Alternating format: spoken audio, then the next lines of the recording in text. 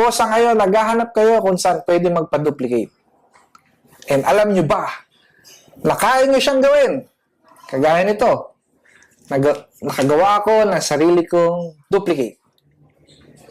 Halika, samahan nyo ako sa isang DIY session at ipapakita ko sa inyo kung paano i-duplicate ang ating smart key. But you gotta be there for me too.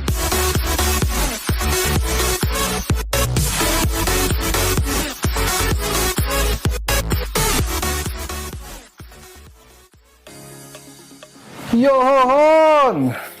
Bago natin simulan, salamat po sa Jloy Moto. Yan, sa Facebook po. Doon ko po nabili itong ating original Yamaha remote key, wireless key, smart key, kung ano man po ang tawag dito. Tingnan natin kung ano nakasulat sa gawa pala ng Mitsubishi ito. So, ito yung gamit nating key para sa ating smart key ng ating mga NMAX 2020. So, ito, hindi ito naka-configure dito. So, kahit anong pindot gawin natin, nakita nyo naman, nagre-red. Yan. So, wala yung epekto. So, ngayon, yung aking original key malayo sa aking NMAX 2020. So, hindi to dapat mag-i-start or mag-i-enable yung smart key. So, yan o, kahit na anong pindot gawin natin, yan, wala. So, buti na lang meron tayong karadyo na Aerox user. Tinuruan niya ako mag-duplicate ng smart key o yung itong wireless remote, kung ano man ang gusto yung tawagin sa kanya. Hindi niya lang din alam kung applicable sa NMAX 2020 or yung version 2 or yung Gen 3. Maraming kasi tawag eh. Sa ibang bansa pala, ang tawag dito is Gen 3. Dito sa atin, version 2. So, okay. So, susubukan natin. Ito, kaka-deliver pa lang. Kaka-order ko lang nito kay Sir Loy. Galing ng Caloocan. So, kakadating pa lang nila Lamove. So, subukan kagad natin. Gusto ko kasing malaman kung parehas ng procedure kagaya sa Aerox, sa XMAX. Yun ang mga na-testing na ng mga tropa eh.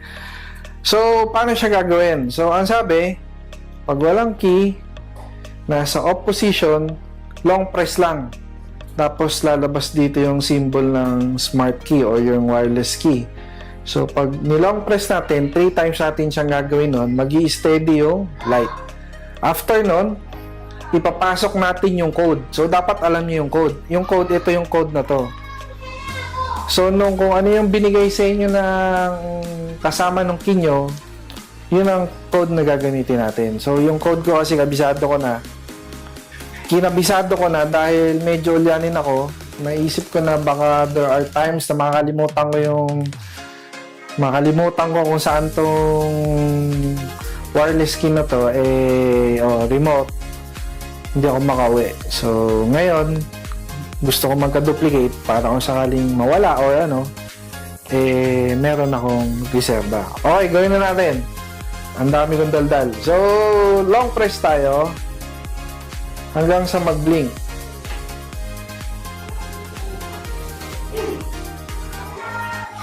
Okay, 1. Bitaw. Long press ulit. 2. So, isa na lang. Long press ulit. Dapat mag-steady na yung ilaw. 3. So, yan. So, pe-press natin ulit. Papasok na natin yung code. Kada isang blink ng code, ayun yung equivalent ng number. Kunyari, ang tagal ko. Ulitin na natin. Ang isang, mawawala na kasi. Ang isang blink, number 1 yun. So, kung kunyari, ang code nyo is 1, 2, 3, 1 blink, tapos bitaw, 2 blink, bitaw, in between pala, naka-press din tapos press, kung 3, tatlong blink, 1, 2, 3, bitaw. So, okay, ulitin natin, long press, tatlong beses, mag-steady yung light. After nun, papasok na natin yung code. Okay. So, pakita pa rin natin. Yan, wala pa rin response yung ating NMAX 2020 sa remote key. So, long press ulit natin.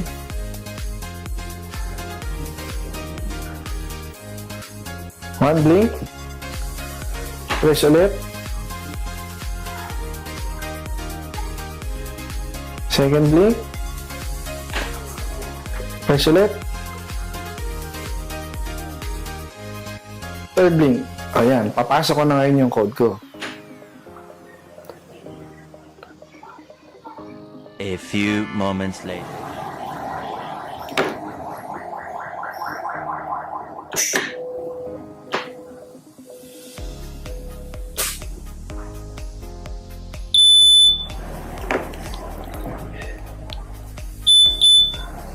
Yun. Yun. Ayos na. So ngayon, ayun na siya.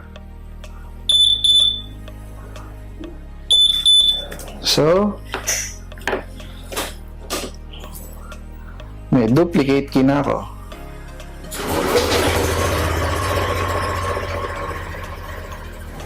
Salamat po sa panonood and rides